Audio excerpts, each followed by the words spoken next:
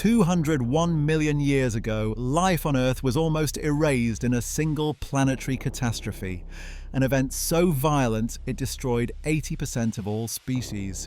Officially, it's called the Triassic-Jurassic Extinction, but in reality, it's the extinction that created the age of dinosaurs. Fossil records tell of sudden disappearances, entire groups vanishing overnight, ancient amphibians and reptilian titans wiped out as if by some unseen hand. The culprit? Not a meteor, but a series of volcanic eruptions that cracked open the planet, releasing enough lava to engulf continents and poisoning the air and oceans. But how could relentless destruction pave the way for one group, dinosaurs, to rise and rule for 135 million years? The answer begins with the greatest die-off you've never heard of. Paul Olsen was just a teenager when he started combing the red rocks of New Jersey's Newark Basin. What he found there would change the way we think about extinction. Layer after layer of mudstone and sandstone, each one a time capsule, told a story of sudden loss. In one band, fossil footprints crowd the surface. Amphibians, pseudo-Rauisuchians, even the rare traces of early dinosaurs. Then, just a few centimeters higher, the tracks thin out. Whole groups gone. No warning, no gradual fade. Fossilized bones show the same pattern. Massive amphibians, once the rulers of rivers and swamps, disappear from the record. Crocodile-like archosaurs, the pseudo-Rauisuchians, vanish nearly overnight. In the mud above, new creatures take over, but for a moment, the silence is almost total. This isn't just a local story. Across the world, from Morocco to Nova Scotia, the same sharp boundary appears. Below it, a riot of forms. Above, a graveyard. Marine rocks tell an even grimmer tale. Ammonites, conodonts, reef-building corals, species that had survived for millions of years, are gone. On land, plants suffer too. Pollen grains in the boundary clay layer show a sudden collapse. Forests thin out and new types of plants try to fill the void. Scientists estimate that up to 80% of all species vanished in less than a million years. Maybe in just a few thousand, that's 4 out of every 5 kinds of life erased. The world's ecosystems didn't just shrink, they collapsed. The fossil record doesn't lie. The end of the Triassic was a planetary reset. But what could wipe out so much, so fast? Olsen and his colleagues noticed something odd. Directly above the extinction layer, thick bands of ancient lava. Basalt flows, sometimes hundreds of feet deep, stretch across continents. The evidence pointed to a global catastrophe, not a slow decline. The question was no longer if the world ended, but how? And why, out of that devastation, dinosaurs would rise to rule. The Central Atlantic Magmatic Province wasn't just big, it was colossal. Picture a volcanic field stretching across 11 million square kilometers, more than the size of Europe. Lava poured out in pulses, each one covering the land with fresh basalt, each one loaded with danger. But the real damage didn't just come from the heat, it came from the sky.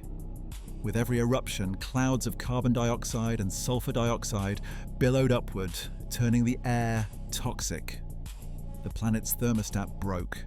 First, sulfur aerosols blocked sunlight, dropping temperatures and darkening the world.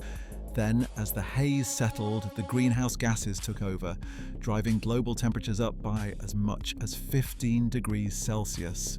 Forests wilted, rivers dried, rain turned acidic, burning leaves and poisoning soils. Dr. Celia Gibaud and her team have mapped the scars left behind. Using geophysical surveys and LiDAR, they traced ancient fissures that split continents in what, geologically speaking, was an instant. These rifts vented not just lava, but massive amounts of mercury. Sediment cores from Morocco and New Jersey show mercury spikes exactly where the fossil record collapses. Mercury is a silent killer, lethal to both plants and animals, especially in large doses. The poison spread through water and air, leaving no safe ground. Oceans suffered too. Volcanic carbon dioxide dissolved into seawater, dropping pH levels and turning shallow seas acidic. Coral reefs vanished. Shell-building plankton, the base of the marine food chain, could no longer survive. The water turned cloudy, oxygen levels crashed, and dead zones spread across the seafloor. Fossil beds in Nova Scotia and Italy record the sudden disappearance of ammonites and conodonts, species that had survived multiple crises before, now gone for good. The pulses didn't come all at once. Each wave of eruption brought a new round of devastation, sometimes separated by just a few thousand years. Ecosystems barely had time to recover before the next blow landed. Layer by layer, the world emptied out. In the aftermath, the land was stripped, the seas were silent, and the survivors would face a world unlike anything before. The breakup of Pangaea didn't just split continents, it redrew the entire map of life. New coastlines snaked across the land, carving out bays, lagoons, and river valleys where there had once been endless desert. Fresh volcanic soil, rich in minerals, blanketed the ground. Rainfall patterns shifted as continents drifted apart, bringing humidity to places that had known only drought. In Patagonia, Dr. Diego Pol's team uncovered a fossil site that reads like a register of this new world. Layers of sediment, packed with the remains of dozens, sometimes hundreds of dinosaurs, all jumbled together. Before the extinction, these valleys were home to a patchwork of reptiles, crocodile cousins, giant amphibians, and the earliest unremarkable dinosaurs. Afterward, almost every skeleton belongs to a dinosaur. The change is that stark. Even the mud tells the story. Soils once baked hard by arid winds now show signs of lush growth. Fossil leaves, pollen from ferns and cycads, root traces winding through the sediment. Chemical traces in these rift valley layers reveal a burst of nutrients, a kind of ecological reset button pressed by the weathering of young volcanic rock. New lakes and wetlands sprang up in the cracks left by rifting, offering fresh water and new food sources. Dinosaurs, once minor players, now had room to grow and spread. The landscape itself seemed to invite them in, clearing the way for their astonishing rise. For a long time, paleontologists puzzled over why dinosaurs, out of all the survivors, became the undisputed rulers of the Jurassic world. The answer, it turns out, is hidden in their bones and in the way they breathed. Dr. Emma Schachner, an expert in ancient anatomy, has spent years scanning fossil skeletons and building models of dinosaur lungs. What she found is remarkable. Early dinosaurs weren't just lucky. Their bodies were built for the chaos left behind by the extinction. Unlike their sluggish competitors, dinosaurs had hollow bones laced with air sacs, much like modern birds. This system worked as a turbocharger, pulling oxygen through their lungs in a constant stream. In a world where volcanic eruptions had pumped the air full of carbon dioxide and oxygen levels were low, this gave dinosaurs a powerful edge. They could run farther, grow faster, and recover from stress that wiped out slower-breathing reptiles. There's more. Dinosaurs laid eggs by the dozens. Their rapid reproduction meant that once the competition was gone, they could fill empty landscapes in a geological blink. Over the next 135 million years, this combination of efficient breathing, high metabolism, and fast breeding allowed dinosaurs to adapt to every continent, every climate, and every new challenge. Catastrophe didn't just clear the field, it handed the future to the best prepared survivors.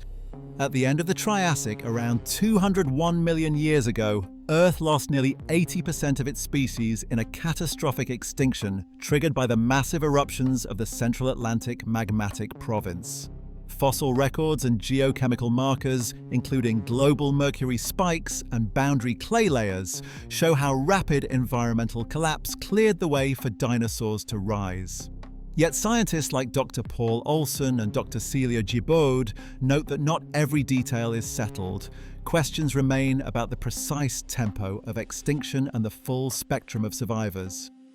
What is clear is that from the ashes of disaster, Dinosaurs, with their unique physiology, filled new ecological niches, dominating life for the next 135 million years. Today, the legacy of that ancient upheaval lives on in every fossil bed and in the evolutionary story of birds, the last living dinosaurs. The Triassic-Jurassic extinction stands as a powerful reminder. Earth's greatest transformations are recorded not only in what was lost, but in what was allowed to begin.